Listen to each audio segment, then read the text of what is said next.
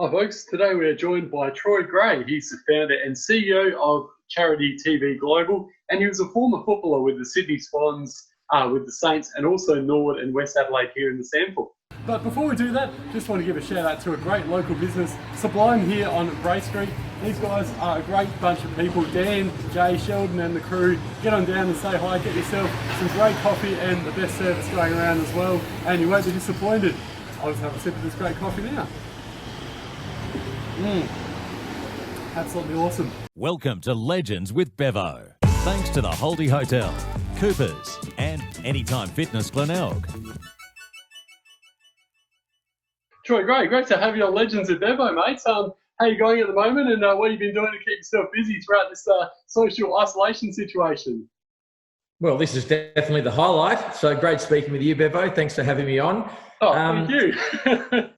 It's almost been business as normal to a certain degree for me and the team at Charity TV Global. So I'm mixing up working between home and the office. A lot of our staff are working remotely as well. So we're definitely still abiding by all the isolation rules and regulations, but we're able to get some work done, which is a real bonus.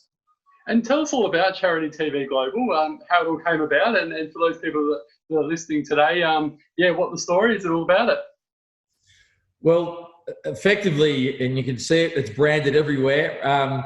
We're a TV production company, and the difference with us is that we combine entertainment with philanthropy, and we do that both in Australia and across the world. And we do this by effectively implementing, and we manage fundraising ventures. And we do this through a registered foundation, which we have called the Charity TV Global Foundation. And we say to people out there in the world, would you like to do something good with your life? Would you like to help others? Now, if you would, you register online with us, and then you help us raise money and profile for charities, and then we reward you by having you star in our TV shows. Now, our current TV show in Australia and also currently being broadcast across New Zealand is called Adventure All Stars. And effectively, our cast are just made up of everyday people that raise money for charities, and then we reward them by taking them away for an adventure of a lifetime. Well, that sounds absolutely awesome, mate. What's been some of the favourite places you've been to so far since you started Charity TV Global? Oh, well, it's hard to say because we've been to so many amazing places. This effectively, Bevo, started as a side project for me nearly 15 years ago, where I've been involved in television for a long time, but I thought, wouldn't it be good to somehow bring exposure and notoriety to a charity using something like a platform being entertainment? And we also forget that the first three letters of fundraising are F-U-N, fun. And a lot of charitable endeavours and initiatives are not fun. They all mean well, but we thought, let's bring some fun, some energy, and let's combine philanthropy with entertainment. So to answer your question, we started travelling, and the first trip we went to was Mount Everest. Oh. And not a bad place to start. So I'd say that pretty hard to top, going to the top of the world. I didn't go right to the top of Mount Everest, which is nearly 9 kilometres in the air, but we got above base camp, got some amazing footage, and that set the precedence for us to say we're going to reward people from around the world by taking them to amazing places. So Kilda, all around Australia, right across New Zealand, which is just beautiful. And we've also got some itineraries coming up in other countries like Southeast Asia, the subcontinent, and America. Super exciting, mate. I'm looking forward to seeing how that develops. I mentioned at the start of the show as well, you're actually a bit of a footy star back in the day. You played AFL, you played 51 games for the Swans and then 9 for the Saints, and also played some sample footy as well. Talk us through the footy career and then how you went from your juniors into playing for Sydney. Yeah, I think you used the word star a bit loosely there, but I did play some football professionally. Fantastic. I absolutely love those days, and some of my best memories, some of my best friends are still from my football days. I'm from a place in the Riverina in country New South Wales called Leeton. It's a great breeding ground for sports people. We, in fact, would play Australian football on a Saturday morning in the winter. Then Sunday would be rugby league. Then we would start playing tennis. The same group would play basketball. Cricket was huge in summer. So very much sport-oriented growing up. And I was always a South Melbourne fan, a Swans fan. And they then moved to Sydney. So that was even better for me, being a New South Wales boy, that we had a team in New South Wales. And I actually grew up always wanting to play Australian rules football professionally. And that is genuine. With my walls were always wallpapered. Every Saturday and Sunday, I would cut out pictures of AFL stars, and I would have certain walls for certain players, and didn't have any space left on any. I even started doing the roof. But yeah, I ended up going to the Swans as a 17-year-old in a draft arrangement where there was zoning back in the 90s, and they had some ability to pre-select people from the ACT in New South Wales, and I was lucky enough to be one of those. And who was obviously you played with some very good players, but who were some of the best players that you played with, and perhaps some of your toughest opponents, Troy? Definitely the best players. Probably three stand out straight away. Paul Kelly, a Brownlow medalist and my former captain at the Swans. Tony Lockett. I played against Tony, and then I played with Tony when he made the transition from St Kilda to Sydney. Plugger got reported several times for knocking me around, and some of my best photos and memories are either lining up on him or sharing the change rooms with him, where he was a great guy to have a laugh with. You probably think of someone like Plugger as being rugged and tough, and he was all of that, but so skillful, but also a great team man and a wonderful person to play football with. And then Robert Harvey, another Brownlow medalist that just could run all day, the ultimate professional and a pure gentleman. So they'd be the three stars that I played with. And against, I'd have to say, I mentioned Plugger. That's no secret that he used to slap me around a bit, but also watching the ball sail through the goals multiple times per game was also hard. But I just loved playing on Gary Ablett, the man they call God. So Gary Ablett Sr., of course. He was just mercurial. He was quiet as an opponent, but I feel like he was also the hardest opponent in terms of his aggression that you didn't see. And that was off the ball, in scrimmages. He didn't mind, a hand or an elbow in the face, but he always shook your hand afterwards. So I was lucky, because in that year I was playing against people like, Modra, and then Carey and Dunstall. You throw in Ablett and Longmire, and these were the genuine superstars, and I was very privileged and honoured to play on them, but definitely not in the same ballpark when it comes to skill. But I shared the ground with them, so it was brilliant. Oh, well done on that, mate. I'm certainly very envious. And you're right, though, the 90s era was sensational. One of the few highlights of the coronavirus situation has been going back and watching some of those old games in the 90s and seeing how good we were. Just so blessed to have those sort of guys running around and like you mentioned, actually play on them. It's just even better. Yeah, I've had a few of those 90s videos be sent through to me, or links, people having a bit of a laugh saying, hey, look at the 1 minute mark, the 5 minute mark. And it's fantastic to see my head pop up, or really good friends of mine feature in some of these videos, and you watch it and you think, wow, the pace of the game was still great. The skills are great, but some of the hits and the collisions. I actually saw a chiropractor and a physiotherapist yesterday, so two in the same day. I'm starting to realise that perhaps those football injuries are catching up with me. Yes, I know exactly how you feel there, mate. I've just turned 40 recently. I still want to play, but I think the body's telling me otherwise. So. And in terms of the players that you played with, obviously you mentioned before you played for Sydney and the Saints, and also for Nord as well back here in the Sample. Who are some of the funniest teammates you played with and why, Troy? Yes. Sorry about the phone ringing in the background. That's the hazard of working from the office. SANFL days, I came across to play with West Adelaide thinking that my best football was behind me, and surely I couldn't enjoy football as much at a level that wasn't quite what we call the ultimate elite level in the country.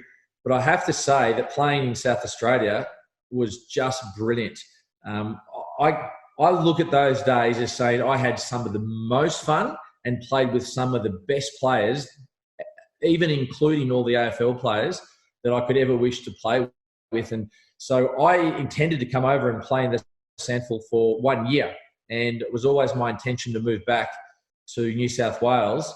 And 20 plus years later, I still reside in Adelaide and love the fact that SANFL still exists, albeit in a slightly different format. But yeah, as far as naming some of the players that I played with in the SANFL, there are so many that I admire. And I think of guys with the West Adelaide days. There was a big guy full of tattoos called Adam Richardson. There was his namesake, Eddie Richardson, that played. Greg Mellor, Dion Miles was a wonderful player. A lot of these guys had the ultimate talent. And then a good friend of mine, Robbie Neal, who starred for Norwood for many years after playing with Sydney and St Kilda, and he's still a good friend of mine. These guys were champions, and I love seeing the SANFL still breathing, and I hope it gets a bit of an injection, in particular from the fans as they look to come out of this coronavirus break wanting sport back. So hopefully they can support the local footy. Yeah, well said. And obviously the last two grand finals have been terrific in terms of the crowd numbers. We saw a record crowd a couple of years ago with that North grand final. And then last year at Port Glenelg, I think we had 35,000 plus. So you're right, the SANFL definitely is heading in the right direction. And let's hope that this coronavirus doesn't affect it too much. We hope so. And that goes for football all around Australia. And in fact, for sport worldwide, there is a lot of people, no doubt, because I know you get millions tuning into this podcast from all corners of the globe, Bevo. So I hope that their respective sports, they bounce back well and the crowds come out and everyone just gets back to normality and being able to wear their team colours and have some fun on the weekend. Yeah, well said. Yeah, so hopefully sooner rather than later. For those people that don't know, you used to actually read the news back in the day for Channel 9 as well, Troy. You did a great job of it. And I've tried reading those teleprompters before, and they're pretty hard work. Was there any situations there where you had like an embarrassing moment reading the teleprompter or being a newsreader on 9? Yeah, well, I loved it. Playing football was fantastic because you had that immediate feeling of something that was happening live, and TV news reading gave me that. And it's the only real platform on television where things are happening live and you have to be ready and the adrenaline's pumping. So I must admit there was a few mishaps now and then, some through my fault, some technical difficulties. You mentioned the auto cue before. I've been out on location many times where there's stories coming in just before the cameras start rolling, and I've hardly had a chance to read them on the hard copy, let alone on the prompter. And, halfway through, the prompter either just turns off and goes black or it stalls.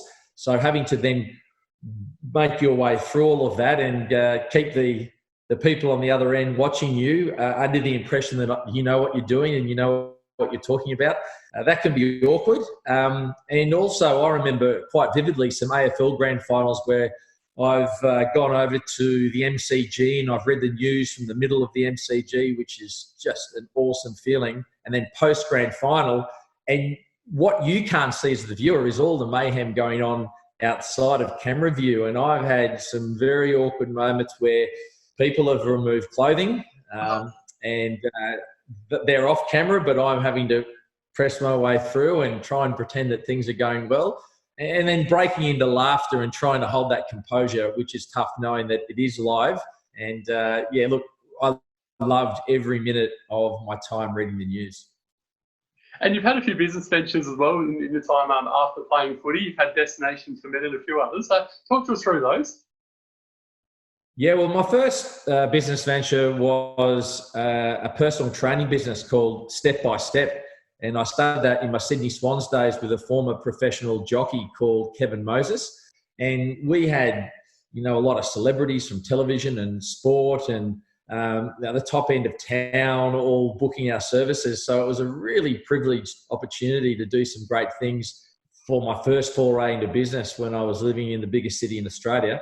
And then I took that model down to Melbourne when I went from the Swans to St Kilda and was able to operate out of the old St Kilda change rooms at Moorabbin, and that was brilliant. But then I got into public speaking and emceeing and, of course, television presenting. So I needed to former company that took care of a lot of those productions and events. And I formed Vox Ventures, and that continues today, where I'm doing lots of different things in the entertainment space through that company.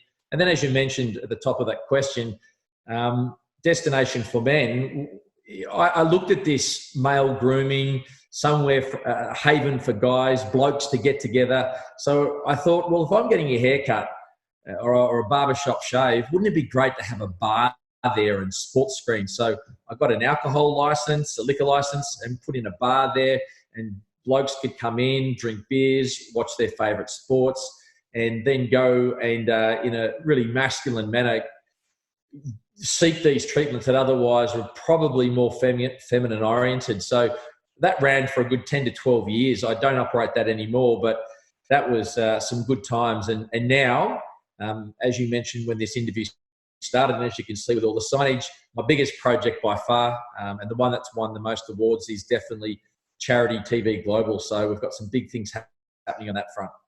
Well, there you go. You've mentioned what I was going to ask you next. So where to from here for Charity TV Global, and what have we got to expect going forward? Well, whenever I do interviews, I always talk about the fact that we founded this organisation for two reasons. And the biggest thing is that there's such a need for charitable organisations right around the world to look at unique ways to raise funds, and also an opportunity for them to gain long-term exposure. And it also then provided our team with a wonderful opportunity to make television projects starring everyday people from around the world. So that's the premise of what we're trying to do now, but also that's helping us going forward. So we've got some projects like an international drive at the moment, where we're going out to charities to say, it's unprecedented times. We know charities are suffering because of COVID-19. So no matter where you are around the world, register at charitytvglobal.com, and we will be there to assist you or give you some pointers of how this project that combines entertainment with philanthropy can benefit you. So that's happening as we speak.